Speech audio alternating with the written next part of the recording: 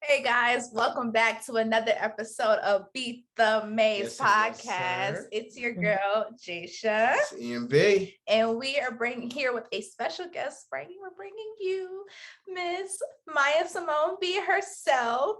She is a natural hair educational content creator. And Maya, tell us a little bit more about you. Yeah, well, hi, my name is Maya Simone B, originally from Washington, D.C., but currently based in Detroit, Michigan. I create natural hair educational content for people who do struggle with natural hair, because if you know, it's a struggle. But I like to tell people I struggled for 7 years so they don't have to. So I give them all the tips, all the deets, and just let them know that natural hair really, truly can be simple. So you can just go back to loving your hair and not looking at it as a chore. So yeah. So how did you start like this entire content creation journey? Like, and like I know Maya from college. We both went to Spelman, and like during that time period, seeing you and your natural journey then into now, like how did this come about? Yeah, well, I mean, I've always been natural my whole life, and like definitely in college, I feel like I spearheaded into being natural more because I was a straight natural. So I would like wear my hair straight all the time in high school, and I eventually got heat damage. So I went to college and I didn't trust anybody in Atlanta, Georgia to put heat on my hair. So I had to just wear my hair natural. I just didn't trust anybody. Like I already got heat damage in DC. I'm like, I'm not trusting anybody in Atlanta. Hair capital, I don't care. I wasn't trusting anybody. So I was like, I just got to wear my hair natural 24/7. So college was really the time where I was just figuring it out. And eventually all my heat damage was cut off in college. And I was just like, we have to make something shake. And then after I graduated college, it was like the middle of the pandemic. That's when I really like got the hang of it. Like, oh, I didn't have to do all this stuff, or it just clicked. It was like that light bulb moment where literally the revelation of my hair was just water. And I'm like, I mean, I got dyed hair. I'm growing it out now, but my hair was really blonde in college and it was just dry all the time. And I just realized I had to add more water. So I'm like, if it was just this simple the whole time, why didn't I get it? But who's really saying that on YouTube?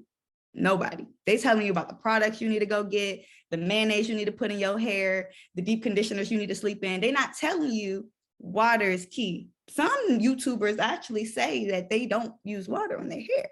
So with all of that being said, I'm like, oh, if somebody would have just told me this, I would have did this and my hair would have been great. So in the pandemic, I was like, let me just start making hair content. I just started recording myself doing my hair. And honestly, a year before I actually posted content, I was recording myself on my phone, just to myself, making hair journals, just look, joining the journey because I just learned my hair. Like it was just a me thing at first. And then a year later, I was like, let me just post it on TikTok. And it just went from there. And I just started posting hair content. Let me ask, in your expert opinion, why do you think that influencers and other content creators are so adamant about telling people how to do their hair using all these extra products? And I mean, I know it's money, but there has to be something like it has to be something else. I just feel like it can't all be money. That's crazy. Well, it can't all be. So we're all on a journey together. It's a natural hair journey for a reason. So it's so many creators on YouTube who just create a following, just showing you what they do. And that's really how I started. It's like, I'm gonna just show you what I do for my hair. But then, naturally, as people see you doing what you do, and they're like, oh, I like my hair. How do I make my hair like yours? They're like, well, I use this product. I use that product. And not realizing the danger of saying, oh, I just use this. My hair is not your hair. So at the end of the day, everybody's hair is not going to do the same thing. Everybody's hair is different. So it's like, people are just sharing what they know to be true for their hair or what they believe that work for their hair. But I've learned and educated myself. A lot of these people on YouTube don't know what they're talking about either. Like they be just as lost as all of us. Like it's so many YouTube pages that come back and be like, I messed up my hair. I got heat damage. My bad, y'all. We shouldn't have never did that. It's a learning curve for everybody, even cosmetologists, because I got heat damage from the woman who was doing my hair for years, and she's a licensed cosmetologist. But in her school, she didn't learn how to do natural hair. She didn't learn how to do curly hair to keep it curly the whole time. So it's like some natural hairstylists just don't know, but now they do. And it's more curriculums to teach people about curly hair, but it's a learning curve for everyone. Like even the books, they're still putting natural hair in the books. they're making natural hair mannequins to this day. Wow.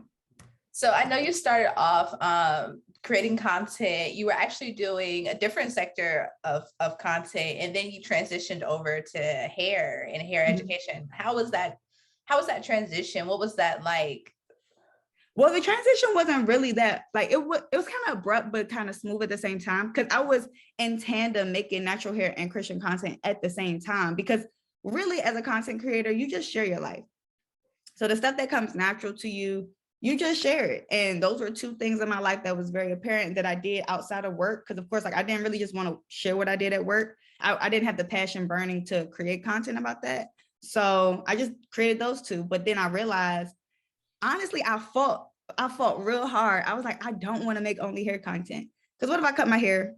What if my hair fall out? Like, anything could happen to my hair. Why do I want to create a brand just around my hair? Like, what if I had bad hair days? Like, like, it's so many different things. So I fought it for a long time. But then when I realized that I got positive feedback, like, oh, wow, your tips are really helping. Or like, oh, I needed to do that. Or I did that and it really worked.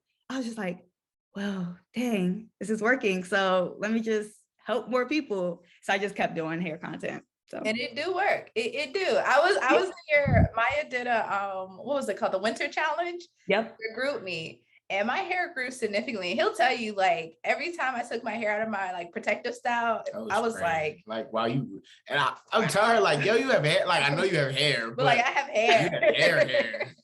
Now it's growing. It's growing. Because I mean, we fail to realize that, our hair needs a break, but a lot of people in protective styles neglect their hair. But I'm like, no, do this, but still wear your little protective style, you never know. So as you start this TikTok channel, you're I think it's called channel. Yeah, you start this TikTok channel and you're creating this natural hair education content. Did you receive like any like obstacles or like backlash off of it, like in that case? Because I know some people, and what I see frequently, especially because I have like really tight coily hair, I see a lot of other women with tight coily hair. They do not like taking hair advice from people who don't have that same texture. Did you like experience those things? Yeah, of course. Haters gonna hate, but like in the simplest terms. But no, really, as a community as a whole, the natural hair community has a lot of unlearning to do. And it's just a lot of things ingrained. Like when you tell people, like, my 4C hair could never, like, we're starting to learn that the hair typing chart is just that. It was used as a marketing ploy for texturism. Like, it really has nothing to do with nothing. Because as you can see, like, I have different curls right here than right here. Like, your hair is different. Like, one head can have 5 different curl patterns. So why do you think you just got 4C hair?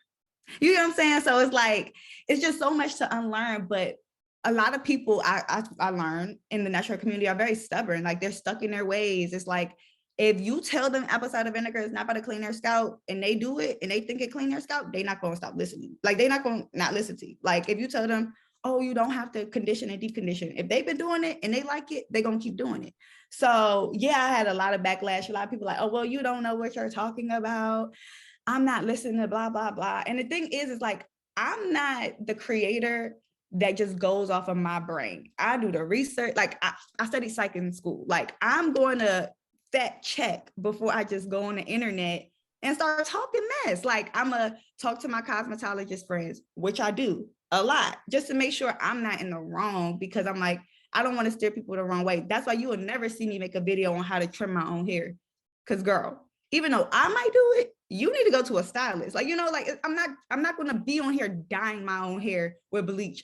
I'm not doing that, because I'm not about to make it seem like, oh, it's okay for you to do it, because I'm not gonna do it. That's just what it is. But yeah, haters gonna hate, and they do. But you realize you get more positive comments than negative. Like, I had this one email. Somebody emailed me.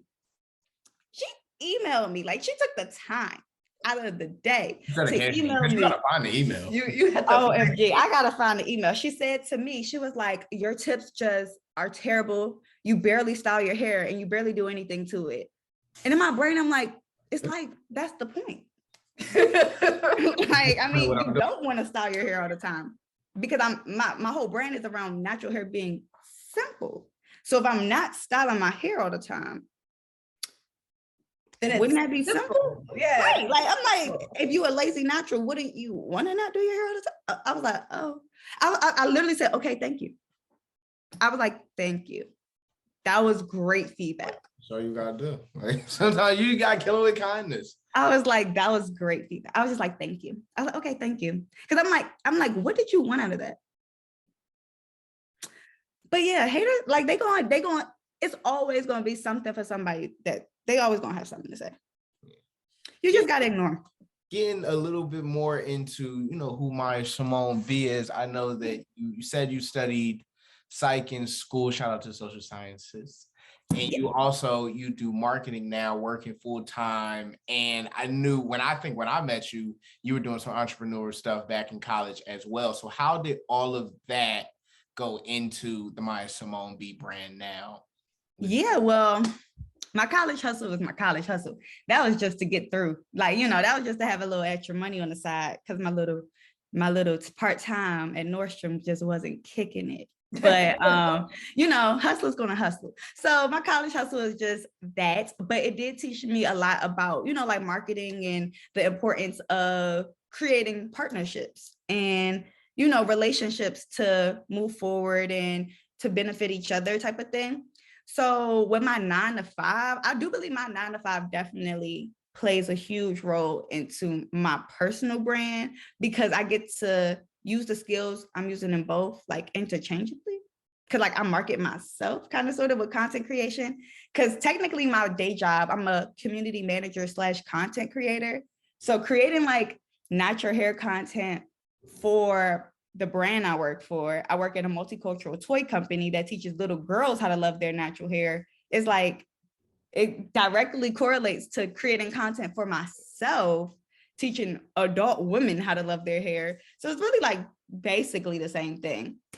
And then just learn in the back end, learning like email marketing, SMS marketing, and just more than if you want to start a business, you can't just start an Instagram page and think it's going to grow.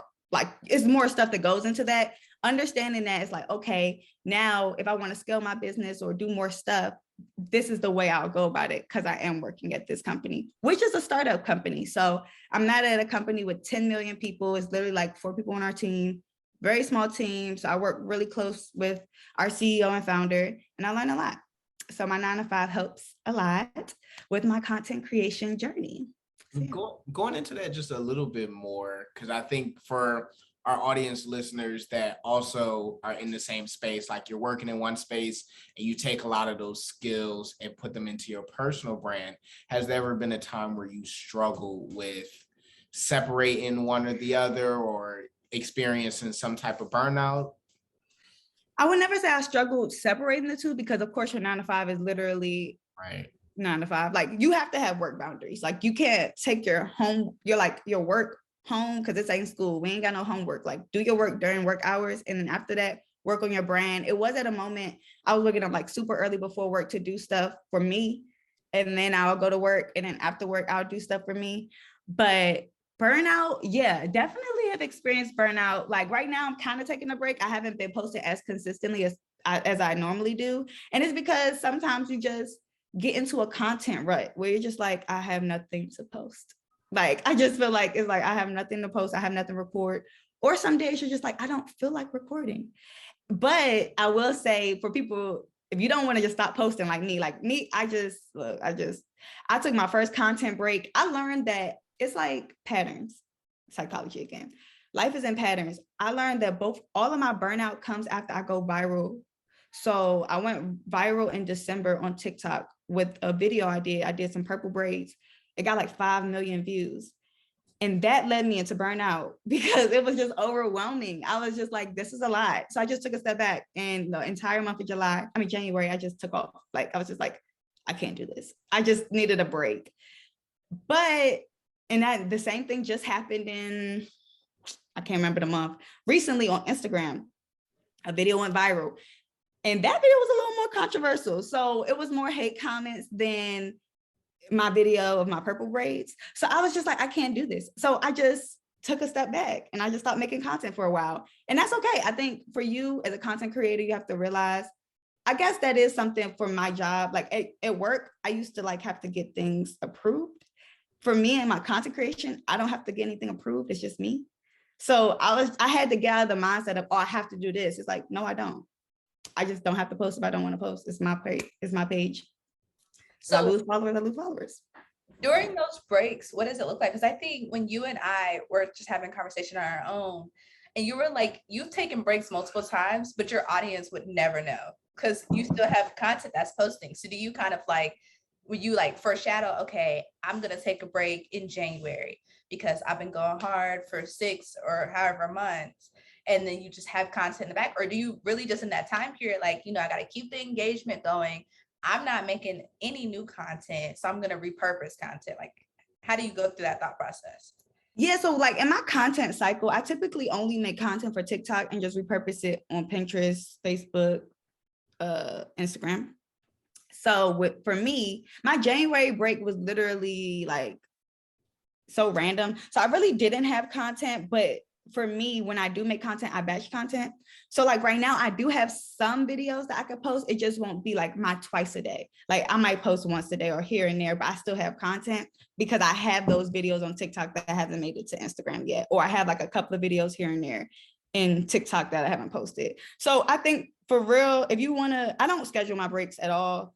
I mean, moving forward, every January, I'm definitely getting off social media. I think it's just the perfect way to start your year. But like just batch content, as long as you have a lot of content, because I never repurpose old content. Like I know you see some content creators repost old videos. I never did that before.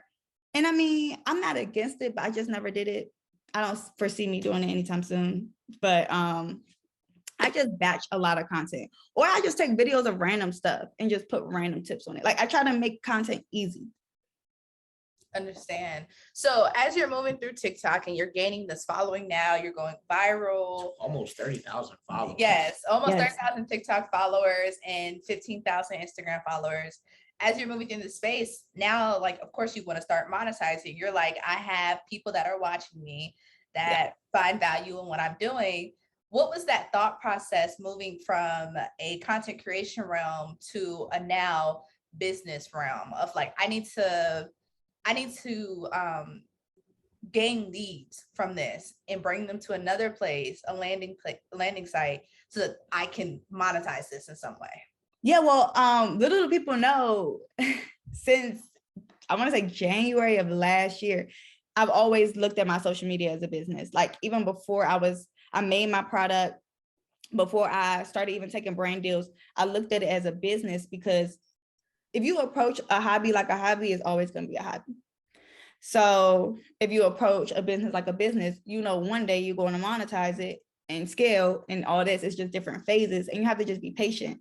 I learned that from my 9-to-5 too. Everything's in stages. Like people think they just go make a business, blow up overnight, make 1,000 sales. It don't work like that. It's a process. You have to process it. So as soon as I started making my content for Instagram and TikTok, my first goal was to be consistent and to create quality content. But I've always thought of it as a business. So I'm like, for 6 months straight, I strictly just focused on my brand, because I didn't create a new Instagram. I had to shift my personal college Instagram that had 50-50 followers, men and women, which was not my demographic at all, to majority, the 75% women, the rest men, hair content. So that was already a struggle in itself. So for 6 months, I just strictly focused on my brand. After that 6 months, I was like, okay, towards the end of it, I was like, what is the need? Everybody looks at a natural hair creator and be like, oh, she's going to start making hair products.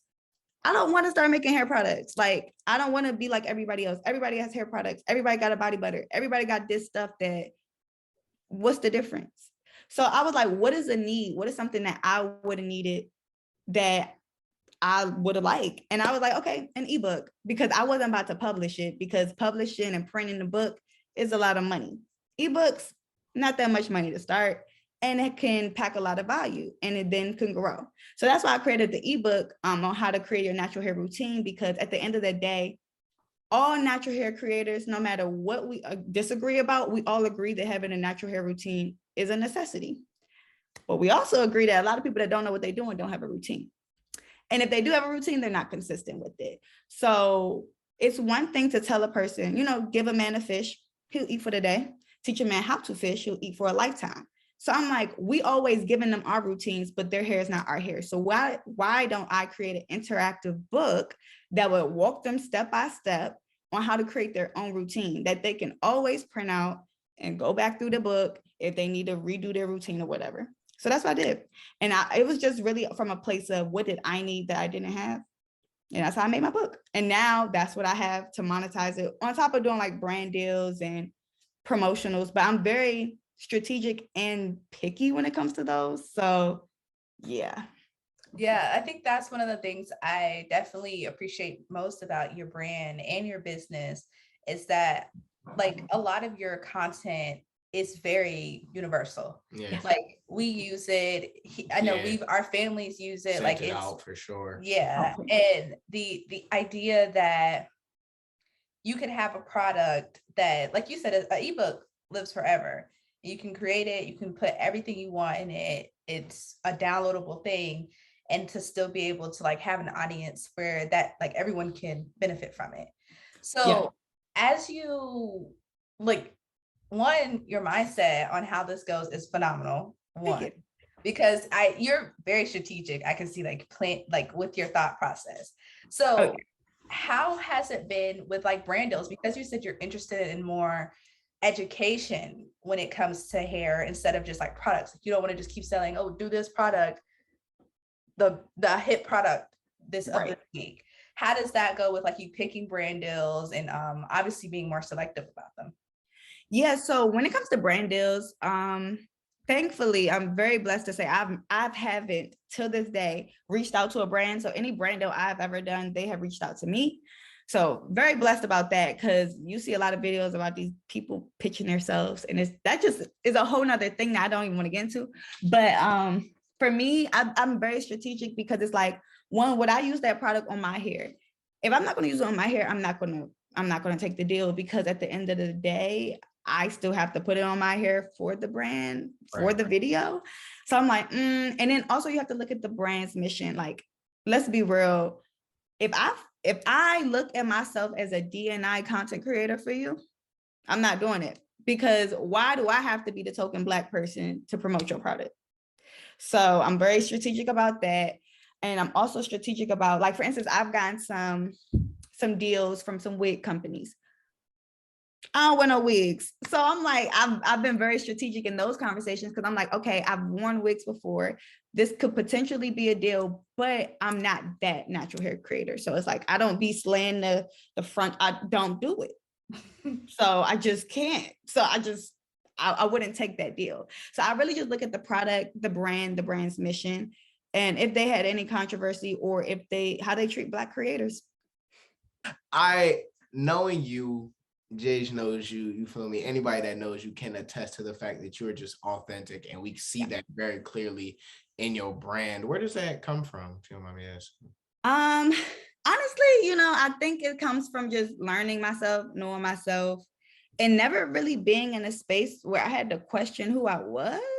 So it's like, being from DC, which is a predominantly Black city, to go on a Spelman. Like, I know a lot of people talk about like, oh, diversity, and you want to be in diverse settings. Like, that's why they go to PWIs and stuff. But for me, I feel like HBCUs was like kind of like a catalyst to the confidence and the growth I've had as a person to be authentically yourself. Like, I had an internship some years ago at like this really white credit union. Came in there with my fro and my suit, like, what's up? Would I have done that if I went to a PWI? Maybe not. So it's just like, I just feel like my lived experiences have made me authentically me. And also, just what God blessed me with, my little personality. And I just feel like I can't fake the funk. And a lot of people can fake the funk. I just can't do it. Like, I can't code switch. I can't fake the funk. You're not about to hear me talking a certain way around one person. I can't do it. So I very much agree. My when I was younger, I remember I was having an issue like being so many people to so many different places, just the way I grew up. And my pop was like, yo, people you know you at church should be the people that know you at school. Your friends should know the same person as your parent. And that stuck with me. And so I look to surround myself with that. And I encourage everyone that I know to surround themselves with people who are truly authentically them, to be truly authentically themselves, because it's important. Like, you want to go to work, you want to come home, you want to be with your friends, you want to be with your family, you want to be with whoever the same way. Like, it's hard keeping up personas. This is hard code switching. You got to figure out who you going to be today. It's tiring. Quite frankly, it's unnecessary, in my opinion. It's unnecessary to code switch. Like, I'm Jasia all the way around, and it's not going to change to make anyone feel more comfortable about it. Exactly. And I feel like the people that are the most uncomfortable, they just don't know themselves. Would you say your hair is a part of like you being your authentic self?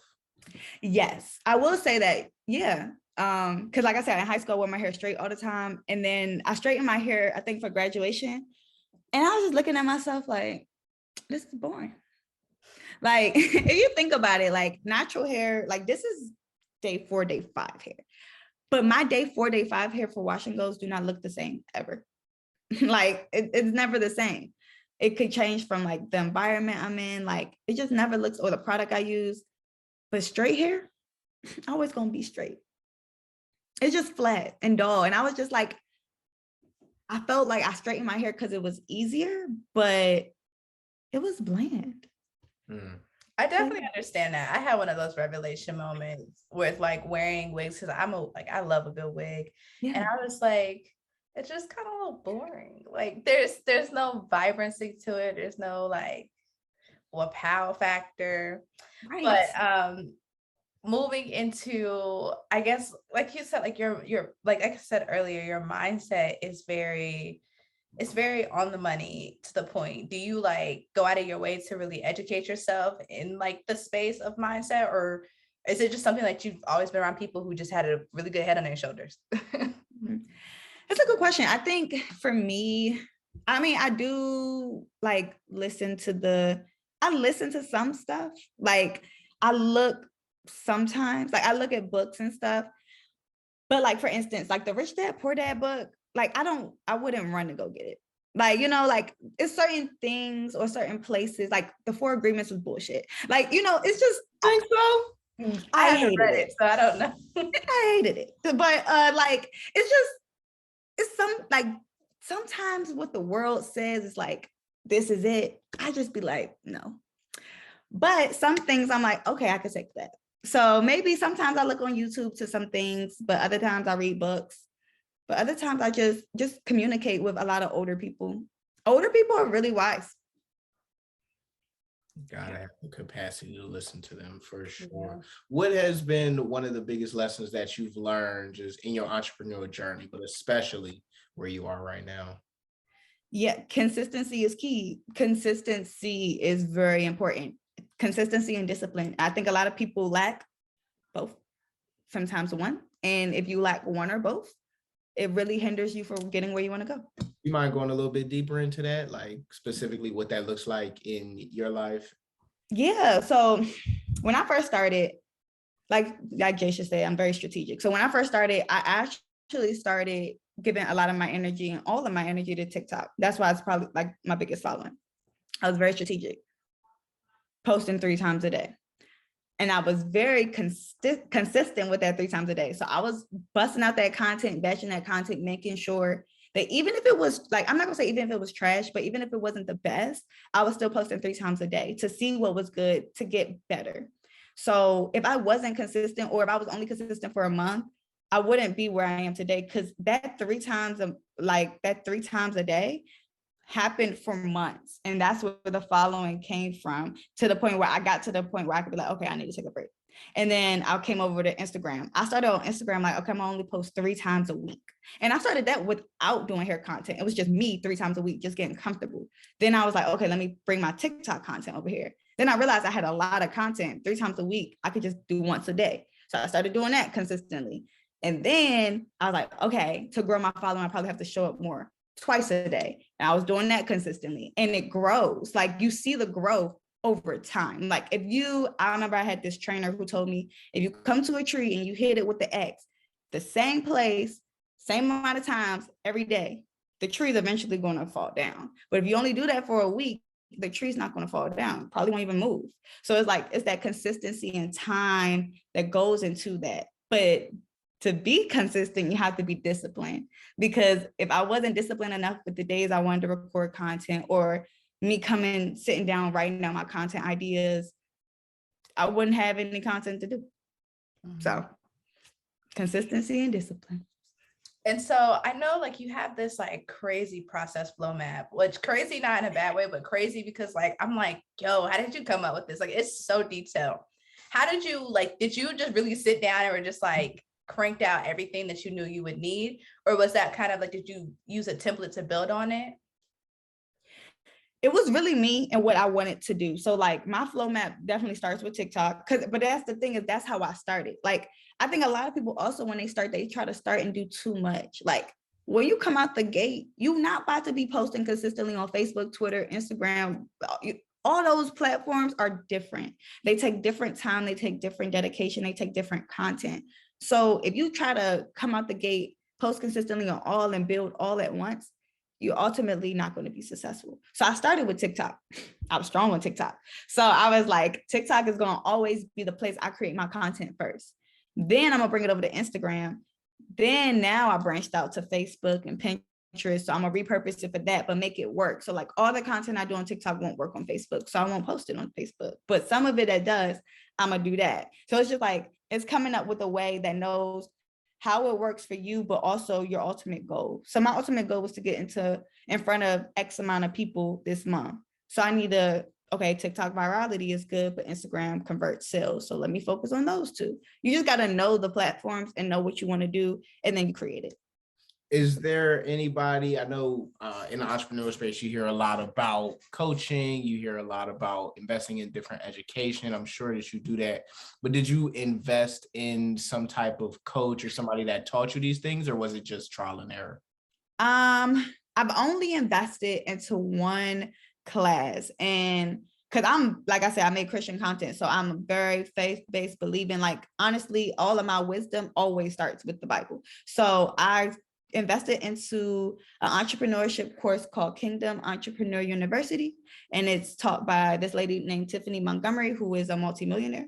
So of course, I'm gonna listen to people I want to be. So that's the only course I've ever invested in. But other than that, it's really just been trial and error and just learning from experience. As you are continuing to progress, Maya, what are some things that you see for yourself in the future? Maybe 1-2 years, a couple goals that you might have in mind. Yeah, in 1 or 2 years, couple of goals I have in mind for content creation.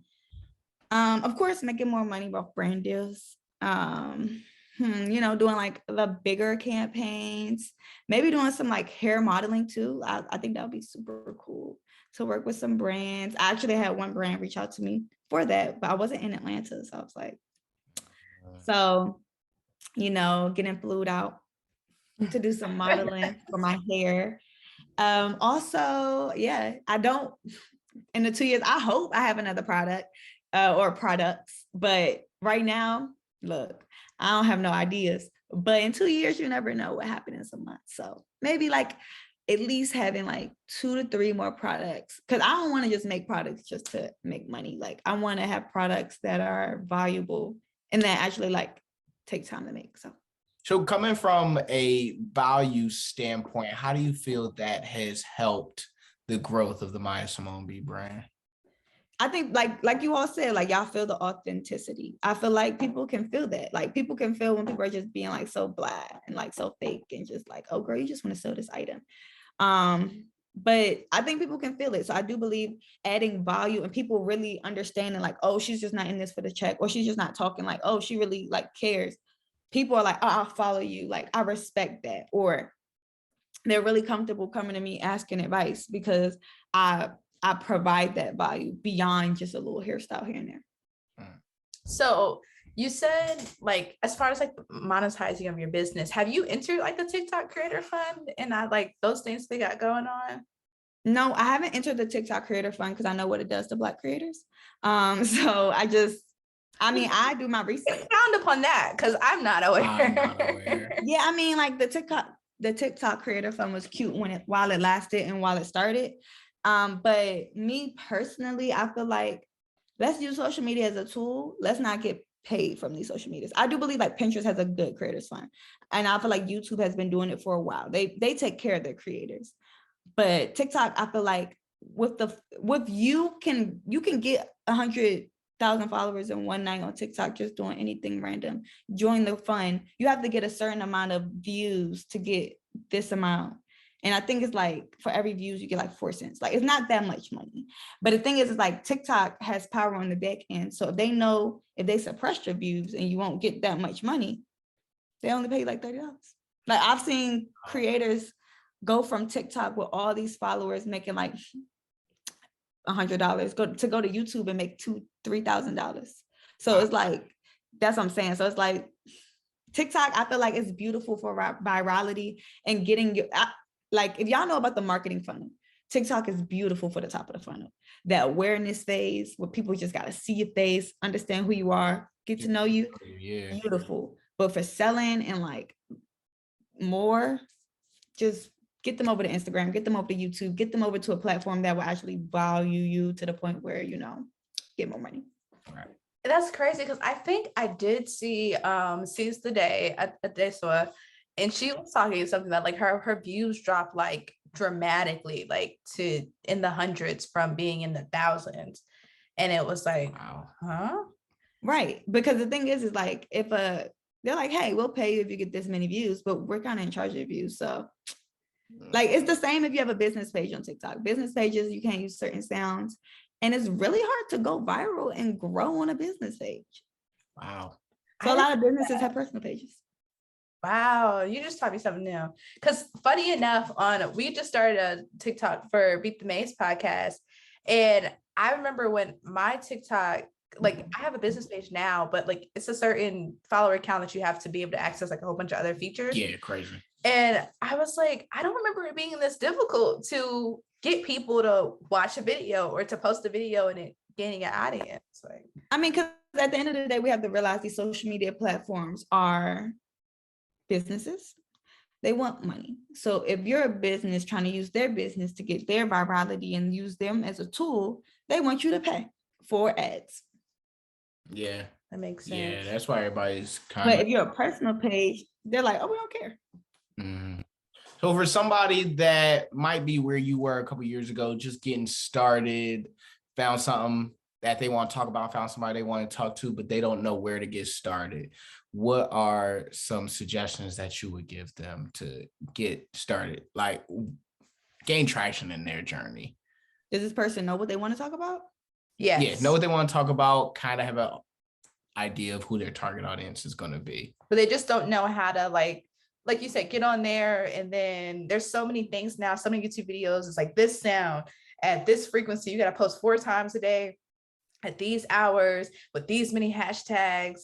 Like, how do they step into that realm of content creating where they could see, like, of course, consistency and discipline, but a slow growth? I think everything is trial and error. Like I work in marketing and that's like the tagline, like test it, just test it. Like really for me, like I said, I started making content on my phone. Like I wasn't even posting it. I was just making it on my phone for me because one, you have to get comfortable in front of the camera because video is king now. So you have to figure out, and then you have to figure out if they have an idea where their target market is, focus on where they are. So if your demographic, because TikTok is a younger audience. So if your demographic is like 20, 30, focus on Instagram. Even though it's kind of harder to grow on Instagram now than it was before, focus on where your audience is. You don't have to try to tackle all social medias. And then as you're focusing on that, focus on what it, like, of course, people are like, oh, this is how you go viral on TikTok. But it's like, everybody is different. Every niche is different. Every person is different. So you just test it. Test those short videos with only words on it. Test putting your face in the camera. Test long videos. Test short videos. Test this sound. Test no sound. You have to test everything. And that's when it comes to just very cliche doing it. Like I said, I was doing 3 videos a day. If you scroll all the way to the bottom of my page, the content I created then is wildly different than it is now. But I kept going. So you have to just keep going to see what hits. And then when you see, oh, my audience likes when I'm on the screen, I'm talking to them, I added no sound, but I give this type of content, keep going. So you said something of like identify your audience on different platforms. So if you have the Facebook, I know earlier, the Facebook, the TikTok, the Instagram, they're all very completely different setups and different things trigger different things in those systems. How would you advise someone to truly identify their audience in those spaces? Like which one is bringing a bigger pool? Because as you know, on TikTok, you could have thousands of views and nobody like it, or no one follow you. But on Instagram, you could post a reel and have no views, but gain 50 followers. Like how would you advise someone to? When I say find where your target audience is you, all these different platforms, you're not going to have a different audience. Your audience is the same on every platform. You just got to find where your audience is majority of the time. So like for me, I want to help people 18 to 25. They're on TikTok, they're on Instagram. So that's why when I started, I said, I'm only starting on TikTok and Instagram. But at the moment when I started, I said, okay, TikTok is the traction and the growth on TikTok is quicker. So let me focus all of my efforts there. So you focus there. And then once you focus on one place, you can repurpose for other places and then grow. Because once you know, once it works on TikTok and you got that message down, you got that content creation down, and like your message is good, all you gotta do is shift it to another platform. Got you. So we always like to end our episodes with a bag drop. So for our audience out there, for someone who's listening and they just need something more outside of all the bomb content that you've already given, they just need something more, drop a bag on them. What you gonna say to them? All right, so everybody want to start a business. Don't get discouraged about what you're trying to start. If it's a water bottle, as you can see, it's multiple water bottle companies out there. Just always remember that your story is so important and distinguish yourself. So always think about the why. Why should people buy your brand more than other people? Yeah. I think the why is very important. Absolutely. And that is a wrap. Maya, thank you so much for coming on to Beat the Maze podcast, telling people how you beat your maze and do what you do the way you do. Jasia, where can the people find you? You guys can find me on Instagram and TikTok at Jasia Robinson. You can find me on Twitter and Instagram at EMB 2_ at the end. TikTok is Ian.B3. Maya, please plug in all your stuff. Where can the people find you? Yeah, so first, thank y'all so much for having me on here. Follow all of their socials. And then you can find me on my socials on TikTok, Instagram, and everything else at Maya, Maya, Simone B _. Don't forget the underscore. For sure. And do you have a website? Yes, I have a website, MayaSimoneB.com. I keep it very simple. So it's just my name. You can Google me and everything should come up. So period. That's how it gotta be. Well, thank you again for coming on this episode. And thank you guys for tuning in. Make sure you check this episode out as well as our other episodes on our YouTube channel at Beat the Maze Podcast and on our Instagram and TikTok at Beat the Maze Podcast. See you next time. That's it. See you next time.